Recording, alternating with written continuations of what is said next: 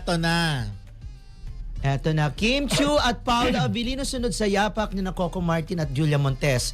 Approve at nag-excited si na Coco Martin at Julia Montes sa pag-e-ere ng teleserye ni na Kim Chiu sorry, at Paula Abilino kapalit ng kanyang serye. Supportive talaga ang Coco Ju sa Kim Pawis naman ng panay na mauwi sa totohanang relasyon ang pagsasama sa harap ng kamera ng Kim Pao sa tunay na buhay. Ang sinasabi siguro dyan, kasi nga, di ba, si Coco at si Julia ay nag-start din naman sa on-cam. Tapos nauwi sa tunay na relasyon. Pero, for the longest time nga, medyo tinatago yung relasyon, di ba? Tapos, eventually, ngayon nga lumalabas. So, parang pattern daw. Actually, wish nga ng mga ibang fanay na sana maging ganon. Yung kay Kim naman sa kay Paolo, parang hindi naman lang tinatago. Hindi pa lang naman sila umaamin. Pero dun sa mga galawan nila, naman nilang dalawa, mula nung gumawa sila ng mga projects. Ramdam naman ng mga Kim Paulandia na meron ng something. Unlike dito kay Coco at kay Julia, wala ka talagang naramdaman, wala talaga silang inamin. Although may mga pakonti-konti, may diba? pakonti-konti, tapos dumating nga sa point na nag-abroad pa nga itong si Julia. Diba na alam naman ng lahat kung bakit. Alam na lahat kung bakit, para makapagpahinga. Bakit Diba? kailangan sa abroad magpahinga? Ha? Ba't sa abroad siya kailangan magpahinga? Eh, iba kasi ang hangin dun eh. Okay. Tsaka malamig. So pag si Kim ang nagbakasyon, Pag si Kim ang nagbakasyon, syempre, ano mo sabihin ni Kim, magbabakasyon muna siya ng mga 1 year. syempre sasama si Paolo. Okay, pabalik-balik na lang si Paolo. Hindi, kasi sila naman wala naman, I mean, sa estado ng Kim Pao, ready naman. Diba? Ready naman silang ilantad ko anong meron. Palagay mo ready? Tingin ko. Ang feeling ko, ang ready ay si Paolo. Si Paolo ang ready kasi nga, parang mas mature kasi si Paolo kaysa kay Kim. Ibig sabihin when it comes to, siguro yung sa pinagdaanan sa buhay. Di ba nagkaanak ka si Paolo? Ang dami niyang mga relasyon na hindi nagtagal. And then, etong dumating sa kanya si Kim, parang nandito na lahat, kumbaga sa isang pagkain, lahat buffet na. Wala ka nang hahanapin, nandiyan na from international to local. Ba't lagi na pupunta sa Lafang? Hindi totoo nga, dahil malalapang tayo. Kasi di ba, buffet na, meaning Buffet lahat ng klase ng lahat menu, lahat ng klase ng food. Na gusto mo, na hinahanap mo sa isang restaurant, ando doon na. From appetizer to salad, to main dish. Diba? At mas mura pa. Kung tutusin Pwede may mura. Pag kinuwenta, kasi nando doon kaysa may pira-piraso lang, diba? Okay. Kunwari kumakain ka sa restaurant, parang hindi mo nagustuhan. So, hindi ka nauulit doon. Unlike sa buffet, pag hindi mo nagustuhan sa pagkain, lilipat ka. Ando doon na, kumbaga, one-stop shop. Kung meron kang hindi gusto, may magugustuhan kang iba dito. Oo nga. Kunwari kay Kim, meron siyang hindi nagustuhan kay Kim. Pero bawi naman doon sa iba. Okay. Na ano doon, ganun, mas masarap naman yung iba. Ano masarap? Mas okay naman yung iba. Parang ganon, it's a one-stop shop. Ayun. Pag ikaw naman, pag ganon, di ba katulad nga, di ba pag kumakain tayo, pag iniisip natin, huwag na tayo mag-restaurant kasi... Totoo naman. Kasi nga, ang mahal-mahal pa, tapos... Yun lang ang kakainin mo. Kinumpara mo talaga sa buffet si Kim. Hindi totoo naman. Kim is international. Wala ka na talagang hahanapin pa kay Kim. So kung buffet si Kim, anong siya? Alin dito sa mga restaurant dito? Huwag nung pangalan. Syempre yung pinakamahal, di ba? Alam naman natin. Pinakamahal. Alam natin yung mga 1.5 pataas. Hindi, ayun. Meron kasi mga 5,000 to 7,000 ng 1.5 pataas. buffet na nakakaloka. Kaya pang masa kasi si Kimi, hindi siya pwede doon sa mga 5,000 pataas. Tsaka parang si Paolo, hindi naman siya mahilig sa mga pagkain na di ba? Very, nga siya yung pagkain niya medyo limited. Sabi ni Rebel Starsky, si Kimi parang from appetizer, entry, dessert, ika nga. Nasa kanya na lahat kasi totoo lang. Napaka-supportive ni Kim kay Paolo. And then napaka-maasikaso. At kung ano yung trip ni Paolo, trip din ni Kim. At kung trip ni Paolo na sila lang dalawa, go lang si Kim. Mga ganon, di ba may mga pagkakataon niya na nasasakripisyo, na deadman na nga minsan ni Kim yung mga bonding nila, magkakaibigan sa abroad, to be with Paolo lang. At well, doon sa mga nagsasabi na eto na naman tayo at pinagtatanggol natin si Kim. Sino ba nagsasabi? Meron nag-message sa akin na wala. Meron hindi ko naman pinapansin Hindi yung ko mga na pinapansin. Sabi nga gano'n, nababanggit daw tayo dahil ganito, ganyan. Okay lang yun. Kanya-kanya lang tayo ng estilo sa buhay. Kanya-kanya tayo ng preference sa buhay. Tsaka oo nga. Basta kami, masaya kami na nandito kayo. At masaya kami na pinapanood nyo kami. At masaya kami na itinuturing nyo kaming kaibigan. Tsaka At hindi syempre, happy feel na rin. Ako nga hindi ko alam yung mga ganun eh. May nagsabi lang, sabi, ang reaction ka lang parang, okay, ganun lang. Kasi hindi naman, actually normal na yun, hindi na bago sa amin yung ganyan. Especially ako, marami na rin akong nababasa before pa. So pag may nagsasabing ganun, edi okay. Tsaka yung iba kasi mga kaibigan na rin natin na kapag ka nagkita tayo, magtatawanan na lang tayo, mga ganon. Basta ako hindi ko naman wala sa akin yun, deadma. Oo. At hindi mga sa nagsasabi na parang si Kim, kumbaga parang trend lang yan. Na may nagsasabing trend lang daw si Kim. Ang tagal na ni Kim, 20 years na. Ay, sorry. Ano ba nangyari? Ay, sorry. Ano ba nangyari? Gumanon kasi yung upo. Ay, yung I'm sorry, delete. Lagot ka. Ang pangit na expression mo. Pag nagugulat ka. Bakit ganun? Ewan ko kung ano yan. Wag mo ako gugulatin doon. Wala na dito. Grabe ka. Pero it's a national word. Lagot ka, baka naman nanonood. Nakikinig pa naman yung mga bossing Huwag niyo natin. kay Memo. Sorry. Hindi ko alam. Sinesend pa naman sa akin yung mga episode natin para mapakinggan na malakas yung audio. Oo nga, we're going back. 20 years na si Kim. So, anong trend to? Ibig sabihin, parang sinasabi nila na si Kim, kumbaga hanggang ganyan lang yan. Hindi siya parang ganun, parang Hindi. trend lang siya. Hindi siya magkakaroon ng award bilang isang actress. Parang yun ang interpretasyon ko Okay. Hindi naku naman, Diyos me Nagka-award naman. na siya eh. Oh. Nagka-award na siya, hindi pero dun sa alam ko naman ang gustong patunguhan ng mga pambabash o panlalait kay Kim. Para sa Ang akin, trend na dead man. tinatawag, yung parang sinasabi nila, halimbawa nag-join ka nga sa isang reality show. Tapos ngayon pinag-uusapan ka. And then after ilang parang nakakalimutan Hindi, ka sabi na. ganun Yun lang yun. Pero kung kung 20 years ka na sa industry, ang sabi na lalamlam daw yung career ni Kim, hindi naman to aabot. Sabi ko, ilang taon na ba si Kim? Kaya hindi ko na lang pinatulan yun. Sabi ko nga ganun sa nag-text sa akin, hayaan nyo na.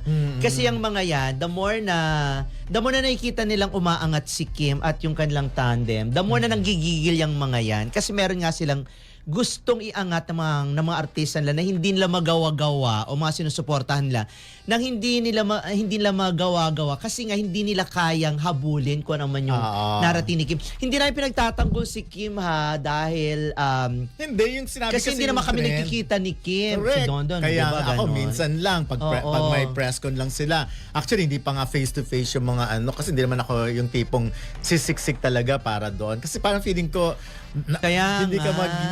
hanggang dyan ka lang. Lahat nga ng kailangan Kasi magawa, nga nagagawa kino-compare nila. Siguro kino-compare bilang isang actress or bilang isang kino-compare nila. Kasi sa akin, ang makakuha ng award, pwede mo magagawa yan, pero yung ma-maintain mo ang iyong box office appeal at saka yung pagiging top-rated actress mo, star mo, mahirap yung i-achieve. Kaya nga, tapos naman, tested na like last year, di ba? Ilang pelikula ang pinalabas, pero 4 lang na pelikula ang lumagpas sa 100 million at kasama si Kim doon. Alin doon yung parang alin, sa bagay, sabi nga nila, di ba? Sabi nga ni Carlos Miguel, yung mga bashers ni Kim talagang walang Seoul International Award. Magtanga natin. That's Tinitsura ko dito. Ano ba tong your story na to? Ganun talaga. Minsan yung mo, yun yung nakaka-capture, nagiging thumbnail mo. Pinipili kasi nila, no siguro. May ganitong usap-usapan ngayon, pero mahalagang klaruhin kung ano ang totoo at kung ano ang haka-haka lang. Ano ang nangyayari ngayon? Kasalukuyang magka-love team sina Kim Chiu at Paolo Avellino sa seryeng The Alibi na umere sa primetime simula March 2026.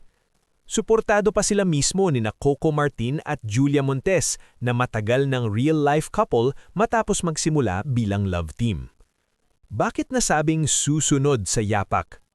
Lumabas ang ganitong issue dahil malakas ang tambalan ng Kim Pao, Kim plus Paulo, sa TV at pelikula. Napapansin ng fans ang chemistry nila. May wish ang fans na sana maging totohanan din, tulad ng Coco Jul, Coco plus Julia. Totoo na ba na sila in real life? Sa ngayon, wala pang kumpirmasyon na officially magkarelasyon sina Kim at Paulo. Si Paulo mismo ay umiiwas sa direktang sagot tungkol sa real score nila. Karamihan ay fan speculation at kilig lang. Posible? Oo, ayon sa fans. Confirmed? Hindi pa. Parang nasa stage pa sila ngayon na malakas ang chemistry on screen pero private o hindi pa malinaw off-screen. Sa totoo lang, ang balitang susunod sa yapak ni na Kim Chiu at Paulo Avellino sa Coco Martin at Julia Montes ay isang magandang halimbawa kung paano gumagana ang showbiz culture sa Pilipinas, halong kilig, projection ng fans at marketing dynamics. Unang-una, hindi maikakailan na may spark talaga ang Kim-Pao tandem. Sa mga projects nila, ramdam yung chemistry na hindi pilit, yung tipong kahit simpleng esena lang may dating. At sa industriya, malaking bagay yan. Maraming love team ang technically magaling pero hindi nagkiklik sa masa. Sa kanila, may natural na hatak. Kaya understandable kung bakit mabilis silang ikinukumpara sa Coco Jul na nagsimula rin sa ganitong klase ng on-screen connection bago naging real relationship. Pero dito na nga nagiging interesting yung comparison mismo na nagiging dahilan ng pressure. Ang Coco Jul kasi hindi lang basta love team, parang naging ideal success story ng industriya. From real to real, private pero tumagal.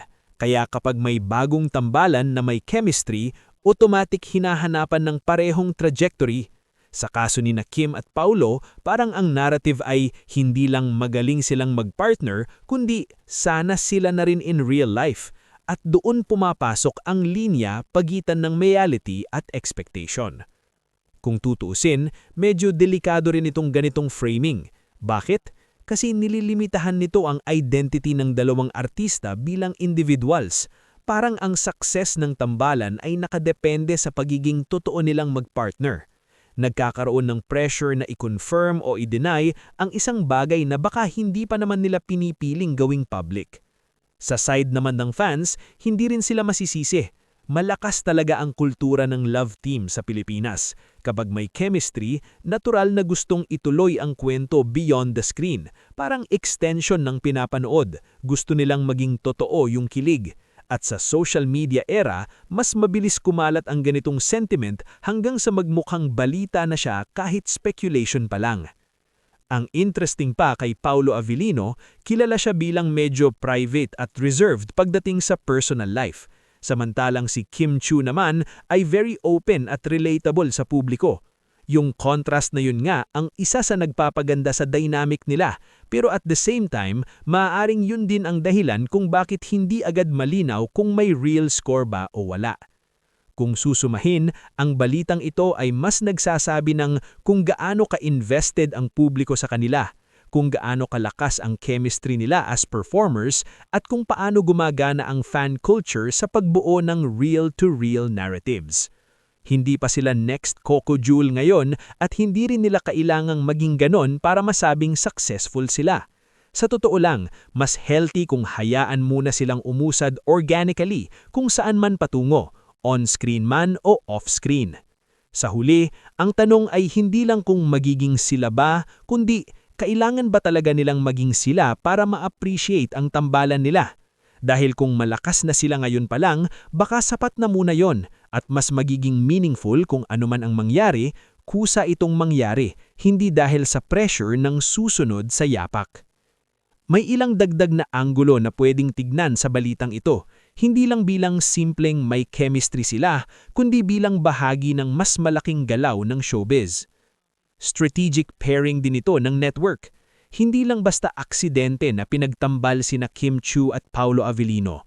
Sa industriya, may tinatawag na tested formula.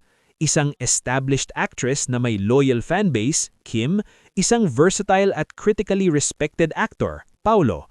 Kapag pinagsama, lumalawak ang audience, hindi lang fans ng love team, kundi pati viewers na naghahanap ng kalidad na acting. Big factor din ang social media sa hype. Hindi tulad noon kina Coco Martin at Julia Montes na mas private ang build-up. Ngayon, trending agad ang clips, may edits, fan theories, body language analysis. Mabilis gawing real ang isang interaction, kaya mas mabilis mabuo ang narrative na baka sila na kahit wala pang malinaw na ebidensya. Timing sa personal lives nila. Isa pang dahilan kung bakit kinikilig ang fans, pareho silang nasa stage ng buhay na open sa mas mature na roles at relationships. Wala ring highly publicized current partners. Ito ang nagiging perfect timing sa mata ng fans para isipin na posible talaga. Pagbabago sa love team culture. Dati, kailangan halos laging magkasama ang love team para sumikat. Pero ngayon, mas tanggap na ng audience ang hiwalay na projects. Mas importante na ang individual growth. Kung sakaling hindi sila maging real-life couple, hindi ibig sabihin na mawawala ang value ng tambalan nila. Unlike dati na halos nakadepende doon ang longevity. Risk versus reward ng real to real. Kung susundan nila ang yapak ni Coco Martin at Julia Montes, reward, mas lalong lalakas ang fandom, mas solid ang suporta. Risk, kapag nagkaroon ng problema, damay ang career at public image. Kaya minsan, may mga artista na pinipiling panatilihing private o ambiguous ang status nila. Final dagdag na insight. Ang balitang ito ay hindi lang tungkol sa posibilidad ng relasyon. Ito ay tungkol sa expectation ng publiko na gawing totoo ang magandang kwento. At minsan, doon nagiging tricky. Hindi lahat ng magandang on-screen story ay kailangan magkaroon ng off-screen na sequel. Kung tutusin, mas interesting pang panoorin kung paano nila ihahandle ito moving forward. I-embrace ba nila ang kilig o pananatilihin nilang tahimik at professional lang? Ikaw, ano sa tingin mo ang mas magandang mangyari sa kanila? Maging real couple ba o manatiling strong on-screen partners lang?